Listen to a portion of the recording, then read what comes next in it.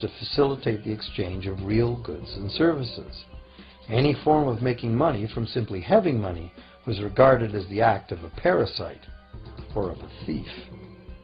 However, as the credit needs of commerce increased, the moral arguments eventually gave way to the argument that lending involves risk and loss of opportunity to the lender, and therefore attempting to make a profit from lending is justified. Today, these notions seem quaint.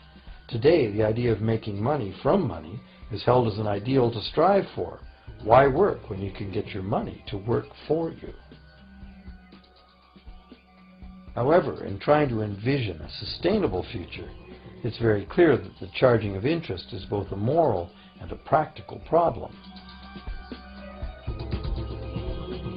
Imagine a society and economy that can endure for centuries because, instead of plundering its capital stores of energy, it restricts itself to present-day income.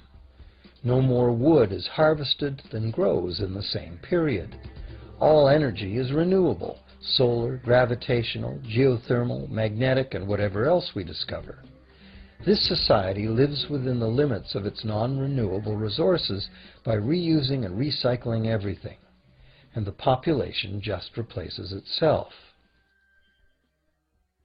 Such a society could never function using a money system utterly dependent on perpetually accelerating growth. A stable economy would need a money supply at least capable of remaining stable without collapsing. Let's say the total volume of this stable money supply is represented by this big circle. Let's also imagine that moneylenders must actually have existing money to lend. If some people within this money supply begin systematically lending money at interest, their share of the money supply will grow. If they continually re-loan at interest all the money that gets paid back, what's the inevitable result? Whether it's gold, fiat, or debt money doesn't matter. The money lenders will end up with all the money. And after the foreclosures and bankruptcies are all filed, they'll get all the real property too. Only if the proceeds of lending at interest were evenly distributed among the population would this central problem be solved. Heavy taxation of bank profits might accomplish this goal, but then why would banks want to be in business? If we were ever able to free ourselves of the current situation, we could imagine banking run as a non-profit service to society, dispersing its interest earnings as a universal citizen dividend, or lending without charging interest at all.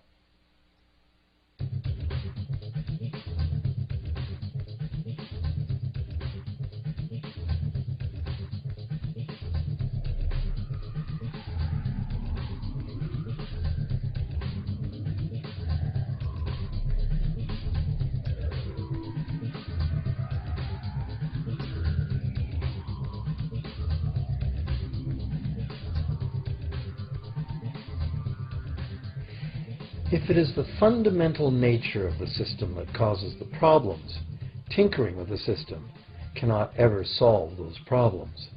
The system itself must be replaced. Many monetary critics call for a return to gold-based money, claiming that gold has a long history of reliability. They ignore the many scams that can be played with gold: shaving coins, debasing the metal, cornering the market, all of which were abundantly practiced in ancient Rome and contributed to its fall. Some advocate silver as being more abundant than gold and therefore more difficult to corner. Many question the need to bring back precious metals at all. No one wants to go back to carrying heavy sacks of coins to go shopping. It's a certainty that paper, digital, plastic, or more likely biometric ID money would be the real medium of trade, with the same potential for creating unlimited debt money we have now. Beyond that, if gold again became the sole legal basis of money, those who have no gold would suddenly have no money. Other monetary reform advocates have concluded that greed and dishonesty are the main problems, and that there may be better ways to create an honest and equitable money system than returning to silver or gold. Inventive minds have proposed a variety of alternate ways to create money. Many private barter systems create money as debt, much as banks do, but it is done openly and without charging interest. An example is a barter system in which debt is expressed as pledges of hours of work, all work being valued equally at a dollar figure that then allows hours to be equated with the dollar price of goods. This kind of money system can be set up by anyone who can devise a way to do the accounting and find willing and trustworthy participants. Setting up a local barter money system, even if it were little used now, would be prudent emergency planning for any community. Monetary reform, like electoral reform, is a big topic, and one that requires a willingness to change and to think outside the box. Monetary reform, again, like electoral reform, will not come easily, because the enormously powerful interests that benefit from the existing system will do their utmost to maintain their advantage. Now that we've seen that money is just an idea, and that in reality money can be whatever we make it, here's one very simple alternative monetary concept to consider. This model is based on systems that have worked in the past, in England and America, systems that were undermined and destroyed by the goldsmith bankers and their fractional reserve system.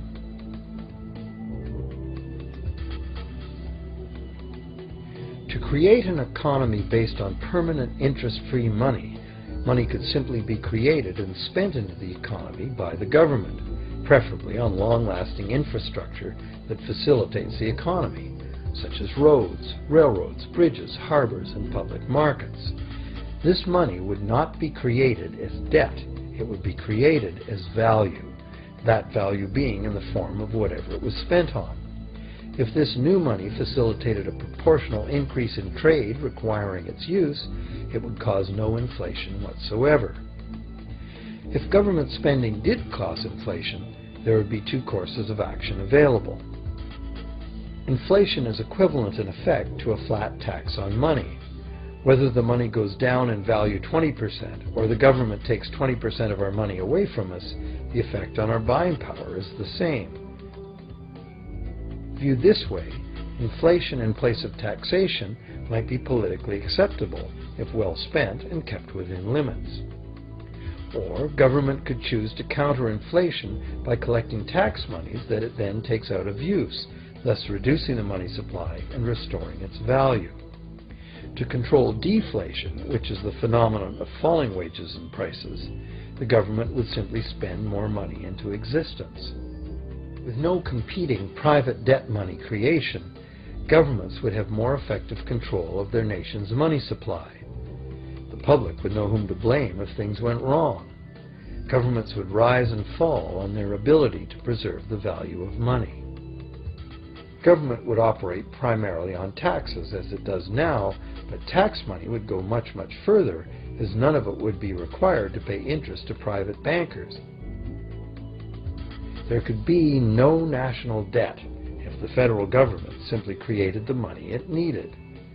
Our perpetual collective servitude to the banks through interest payments on government debt would be impossible.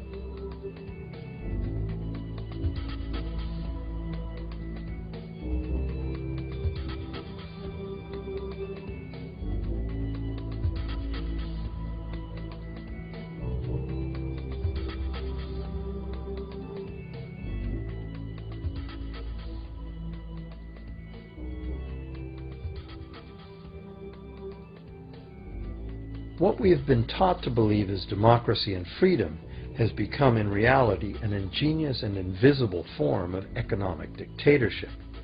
As long as our entire society remains utterly dependent on bank credit for its supply of money, bankers will be in the position to make the decisions on who gets the money they need and who doesn't.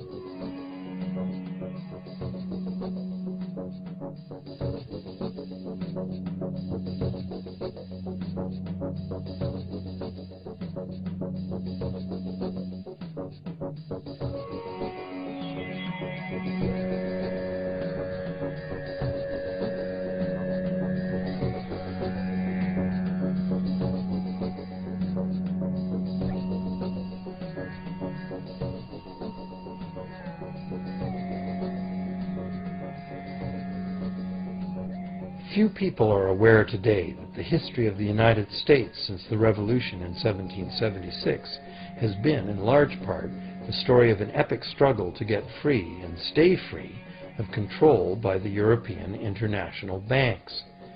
This struggle was finally lost in 1913 when President Woodrow Wilson signed into effect the Federal Reserve Act, putting the international banking cartel in charge of creating America's money.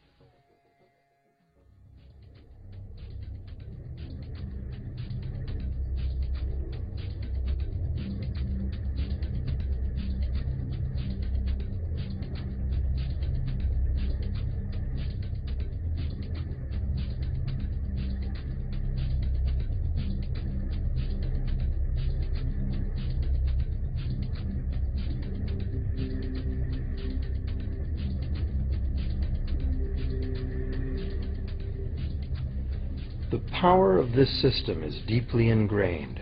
So is the educational and media silence on the subject. Years ago, a Canadian Deputy Prime Minister surveyed scores of non-economists, both highly educated professionals and common-sense people on the street, and found that not one of them had an accurate understanding of how money is created. In fact, it's probably safe to say that most people, including the frontline employees of banks, have never given the matter a moment's thought. Have you?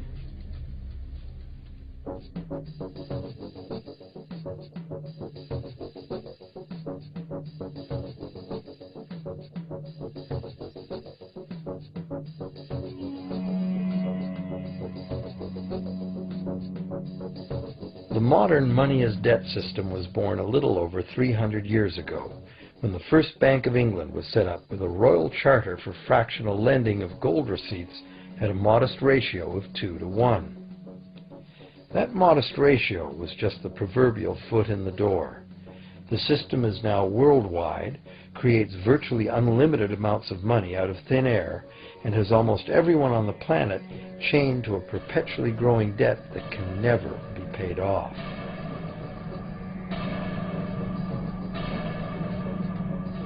Could it have all happened by accident? Or is it a conspiracy? Obviously, something very big is at stake here.